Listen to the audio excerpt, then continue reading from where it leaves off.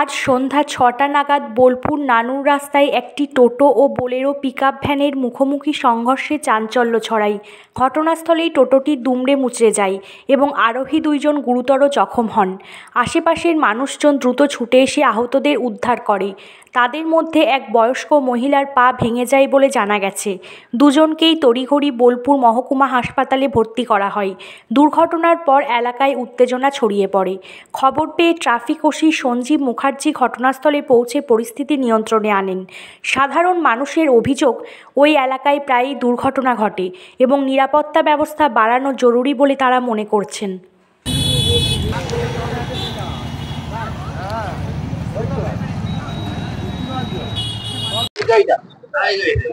লোকগুলো কই, গাড়ির লোক কই, এই গাড়ির গাড়ি লোক হাসপাতাল বাড়ি সব এই গাড়ির লোক হসপিটালে এই গেছে তো এই গেছে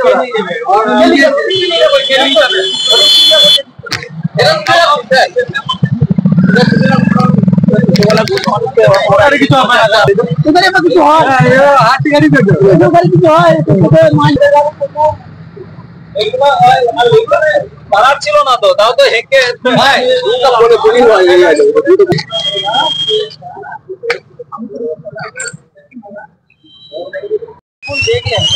এই 15-20 মিনিট আগে এখানে একটা ভয়াবহ অ্যাক্সিডেন্ট হলো। এই টোটো একটা যাচ্ছিল বোলপুরের দিকে আর একটা বুলেরো পিকআপ ভ্যান যাচ্ছিল নানুরের দিকে। তো আপনার একটা সামনে তেলের ট্যাঙ্কার ছিল, দুটো মারুতি ছিল, তাকে ওভারটেক করতে গিয়ে বুলেরো গাড়িটা টোটোটাকে মারে। আর মারার ফলে একদম দুজনা আহত হয়ে গেছে। একজন বয়স্ক মহিলা ছিল, তার তো পাটা বোধহয় বাদ চলে যাবে, আর বুকেও আঘাত পেয়েছে। তাদেরকে হসপিটালাইজ করা হয়েছে। তাদের মধ্যে দুজন আহত হয়েছে। একজন মহিলা ছিল, একজন যে চালাচ্ছিল সে ছিল, তারও প্রচন্ড আঘাত লেগেছে, মাথায় লেগেছে, বুকে লেগেছে, পায়ে লেগেছে, রক্ত বেরোচ্ছিল। আমরা তো সব টোটোতে চাপিয়ে তাদেরকে ওই পিকআপ ভ্যান থেকে কিছু লোক নিয়ে তাদেরকে সামনে হসপিটাল, সিয়ান হসপিটালে ভর্তি করা হয়েছে। তারা গাড়িতেই চেপেছিল, তারা তো দাঁড়াচ্ছিল না, বা আমি ছুটে গিয়ে ওদেরকে টেনে নিয়ে এসে ওদেরকে দিয়ে হসপিটালে পাঠালাম। পিকআপ ভ্যানের ড্রাইভার তো এখনো খুঁজে পাওয়া যায়নি। ও লোকের মধ্যে মিশে আছে কোথাও, তাকে বুঝতে পারছি না কে বটে। তো গাড়িটাকে আটক করা হয়েছে। আর এখানে বেপরোয়া গাড়ি চলাচল করে সবসময়, প্রতিনিয়ত। এই কিছুদিন আগেই একজন অ্যাক্সিডেন্ট করেছিল, দুটো মহিলা।